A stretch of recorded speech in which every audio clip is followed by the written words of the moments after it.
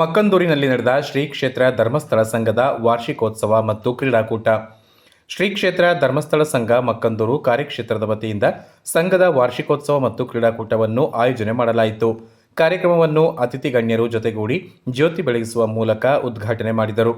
ಪ್ರಾಸ್ತಾವಿಕ ನುಡಿಯನ್ನು ಆಡಿದಂತಹ ಮೇಲ್ವಿಚಾರಕರು ಸಂಘದ ಆಶಯ ಮತ್ತು ಬೆಳವಣಿಗೆ ಕುರಿತಾಗಿ ಮಾತನಾಡಿದರು. ಕಾರ್ಯಕ್ರಮವನ್ನು ಉದ್ಘಾಟಿಸಿದ ರವಿ ಕುಶಾಲಪ್ಪನವರು ಮಾತನಾಡಿ, ಇಂದಿನ ಕಾರ್ಯಕ್ರಮದ ಆಯೋಜನೆ ನಮಗೆಲ್ಲರಿಗೂ ಖುಷಿಯನ್ನು ತಂದಿದೆ. ಈ ವಲಯದಲ್ಲಿ ಪ್ರಕೃತಿ ಮುನಿದ ಬಳಿಕ ಇಂತಹ ಜನಸ್ಫೂರ್ತಿ ಕಾರ್ಯಕ್ರಮಗಳು ನಿಂತು ಹೋಗಿತ್ತು.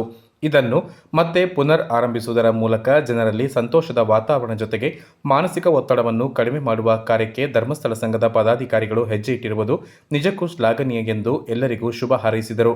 ರವಿ ಕಾಳಪ್ಪನವರು ಮಾತನಾಡಿ, ಕುಟುಂಬದ ಜಂಜಾಟದ ನಡುವೆ ಇಂತಹ ಕಾರ್ಯಕ್ರಮಗಳು ಆಯೋಜನೆ ಮಾಡಿದರೆ ಜನಸಾಮಾನ್ಯರು ಸಮಾಜದಲ್ಲಿ ಸಂತೋಷವನ್ನು ಕಾಣಬಹುದು.